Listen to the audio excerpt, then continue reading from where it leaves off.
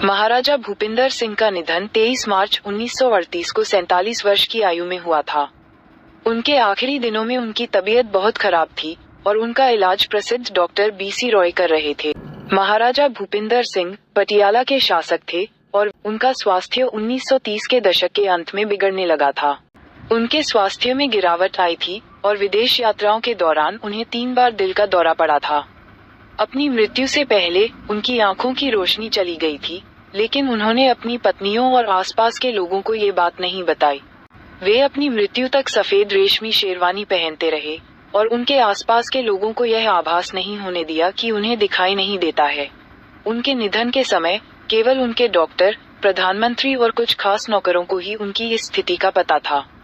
उनकी मृत्यु से पहले पेरिस से फ्रेंच डॉक्टरों को बुलाया गया था और उनकी रीढ़ की हड्डी में एक इंजेक्शन दिया गया था, जिससे उनकी हालत और खराब हो गई थी।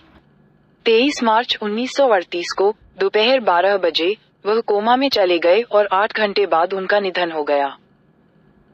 कहा जाता है कि उनकी मृत्यु का एक कारण उनका विलासितापूर्ण जीवन था, जिसमें बड़ी बड़ी पार्टियां और भोज शामिल थे। इतिहास के अनुसार उनके पोते ने भी बाद में दावा किया कि उनके खाने पीने की आदतें उनकी मृत्यु का कारण बनी। हालांकि वह एक शानदार शासक थे, उनके स्वास्थ्य का पतन और मृत्यु का कारण उनके निजी जीवन के बारे में कई कहानियां सामने लाता है और इसका कारण रहस्यमय माना जाता है। कुछ इतिहासकार उनकी मृत्यु का कारण उनकी जीवन शैली और अय्याशी को मानते हैं, जबकि कुछ इसे सामान्य बीमारी मानते हैं। मृत्यु से पहले उन्होंने 10 अंडों का ऑमलेट खाया था। उनकी ताकत और ऊर्जा देखने लायक थी।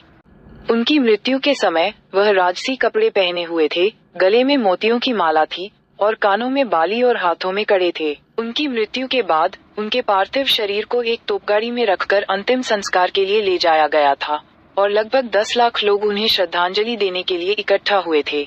पटियाला राज्य के रिकॉर्ड में महाराजा भूपिंदर सिंह की मृत्यु का कारण स्पष्ट रूप से नहीं बताया गया है।